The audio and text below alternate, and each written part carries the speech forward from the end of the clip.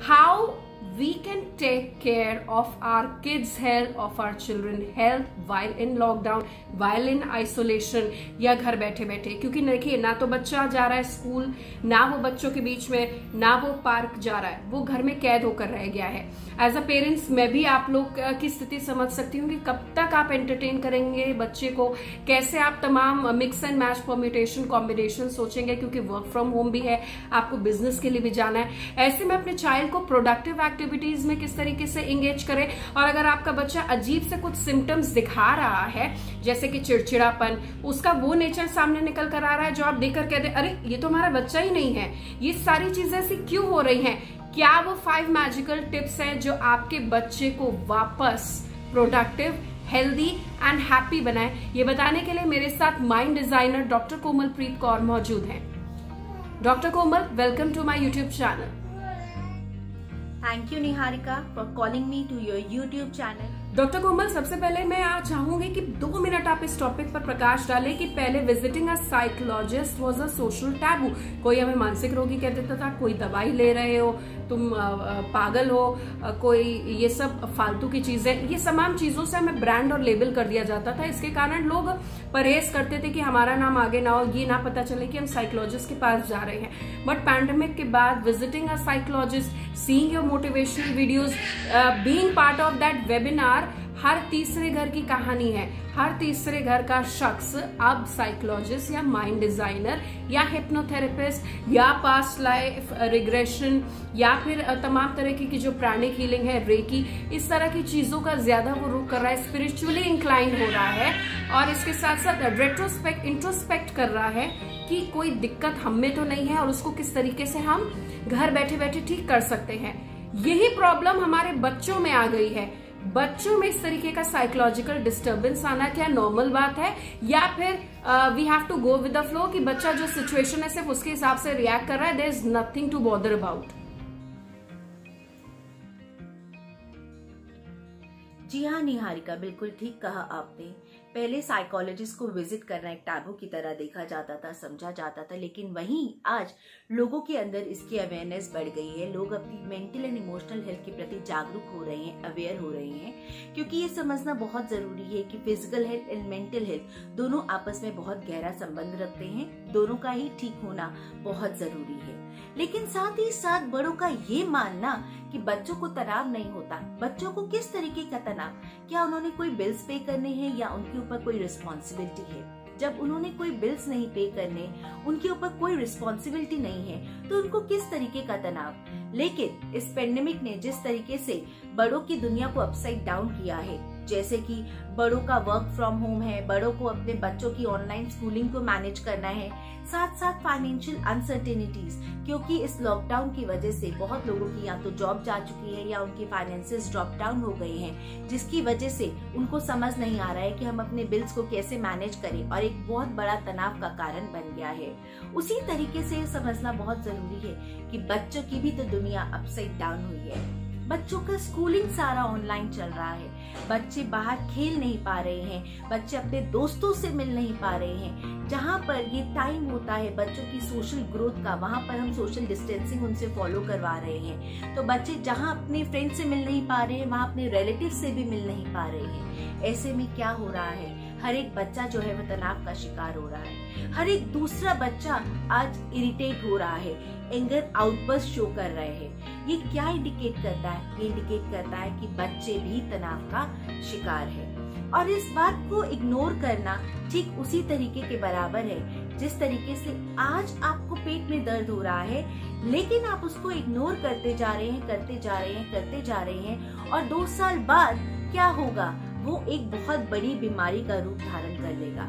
उसी तरीके से अगर आज बच्चों के इस तनाव को सही ढंग से हैंडल नहीं किया गया तो क्या होगा, ये आगे जाकर मानसिक रूप का, मानसिक बीमारी का रूप धारण कर सकते हैं। That's interesting. लेकिन डॉक्टर कोमल, हम इस वीडियो में अपने दर्शकों को ये जरूर बताना चाहेंगे कि 5 टिप्स ऐसी क्या होनी चाहिए जो कि पॉजिटिव और कंस्ट्रक्टिव हो, कि हम घर बैठे बैठे अपने बच्चे की मेंटल हेल्थ और वेलनेस का किस तरीके से ध्यान रख सकते हैं। 5 टिप्स फ्रॉम यू। जी हाँ निहारिका, आज जो मैं 5 पॉइंट्स आपके साथ शेयर करने जा रही हूँ, ये पेरेंट्स को मदद करेंगे बच्चों को एक नई दिशा दिखाने में और उनकी एनर्जी को सही ढंग से चैनलाइज करने में। तो सबसे पहले हम बात करेंगे फिजिकल एक्टिविटी की। जी हाँ, ये समझना बहुत जरूरी है कि बच्चों के अंदर जो एनर्जी है वो बड़ों के मुकाबले कई गुना ज्यादा होती है। लेकिन आजकल हो क्या रहा है, बच्चों की एनर्जी सही ढंग से बाहर निकल नहीं पा रही है क्योंकि सब कुछ ऑनलाइन हो गया है, तो उनकी फिजिकल एक्टिविटी बाहर हो नहीं पा रही है। तो ऐसे में उनकी एनर्जी सारी एक्यूमुलेट हो रही है और वो डिस्ट्रक्टिव वे से बाहर आ रही है। इसी वजह से बच्चों के अंदर एग्रेशन की प्रॉब्लम, टेम्पर टेंट्रम्स की प्रॉब्लम ज्यादा देखने में आ रही है। इसको अवॉइड करने के लिए आपने क्या करना है, आपने बच्चों की फिजिकल एक्टिविटी को इनकॉर्पोरेट करना है। 1 आवर की कोई भी फिजिकल एक्टिविटी, आप चाहे स्किपिंग ले, जंपिंग ले, रनिंग ले, सेफ्टी मेजर्स के हिसाब से आपने वो करवाना है। चाहे आप टेरेस पर लेकर जाएं, चाहे घर के अंदर, सारे सेफ्टी मेजर्स के साथ आपने देखना है कि कौन सी फिजिकल एक्टिविटी आप बच्चे के रूटीन में इंक्लूड कर सकते हैं। और हो सके तो उस टाइम पे वो एक्टिविटी आप भी बच्चों के साथ करें। ऐसे में कॉर्डियल रिलेशनशिप पेरेंट्स और बच्चों का डेवलप होता है। और दूसरा आपने क्या करना है, हॉबीज। जी हाँ, आपने आइडेंटिफाई करनी है कि बच्चों की कौन सी हॉबीज है, कौन सा काम करने में उनको बहुत मजा आता है, उसको आपने इनकॉर्पोरेट कराना है बच्चों की डेली रूटीन में। क्रिएटिव कॉर्नर आपने एस्टैब्लिश करना है घर के अंदर और बच्चों को वो मौका देना है कि उस क्रिएटिव कॉर्नर में वो घर पे 1 घंटा जरूर स्पेंड करें, ताकि वहाँ पे वो क्या क्रिएटिविटी करते हैं आप देखेंगे धीरे धीरे उनकी बहुत सारे क्रिएटिव आइडियाज बाहर आने शुरू हो जाएंगे। But you have to make sure कि उस क्रिएटिव कॉर्नर में आपने सारी क्रिएटिव आइटम्स बच्चों की वहाँ पर आपने प्रोवाइड करवा कर रखनी है। वो एक क्रिएटिव कॉर्नर की तरह बच्चों का यूज होगा।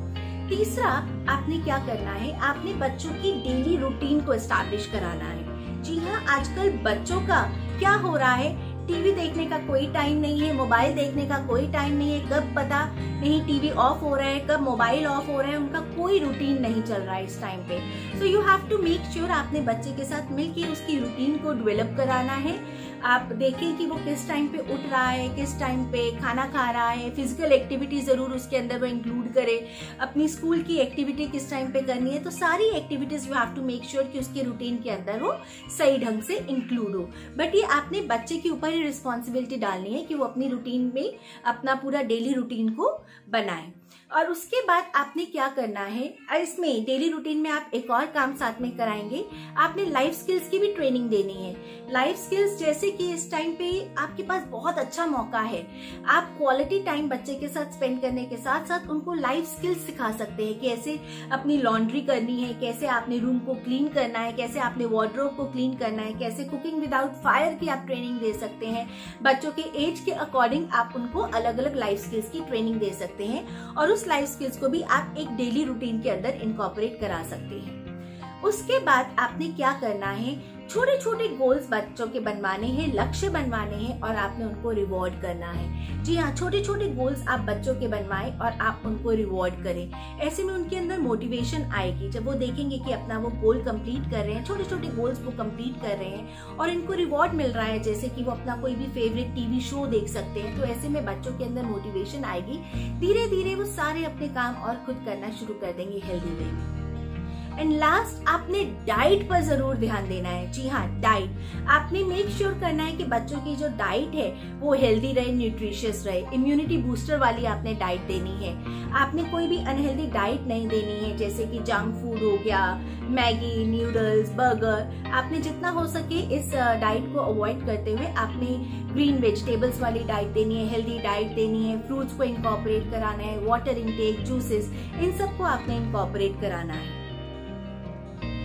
Thank you so much doctor Komalpreet, अपना कीमती वक्त हमें देने के लिए, इस मैजिकल टिप्स को बताने के लिए। उम्मीद करते हैं ये जो टिप्स हैं बच्चों के लिए काफी हद तक कंस्ट्रक्टिव और पॉजिटिव साबित होंगी। पूरा विश्वास है कि आज जो 5 पॉइंट्स हमने डिस्कस करे हैं वो पेरेंट्स को मदद करेंगे अपने बच्चों को नई दिशा दिखाने में और उनकी एनर्जी को सही ढंग से चैनलाइज करने में।